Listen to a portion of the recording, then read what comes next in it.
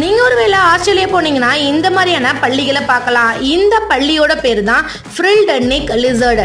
உங்களை பார்த்தோன்னே இந்த பள்ளிகள் இப்படி ஓடி வந்து உங்களோட கால்களை ஏற ஆரம்பிச்சிருக்கும். இதுக்கு என்ன காரணம்னா, இந்த மாதிரியான பள்ளிகளுக்கு உயரமான மரங்களை ஏற பிடிக்கும். அதனால உங்களையும் ஒரு மரம் நினைச்சு உங்க மேலே ஏற ஆரம்பிச்சிடும்.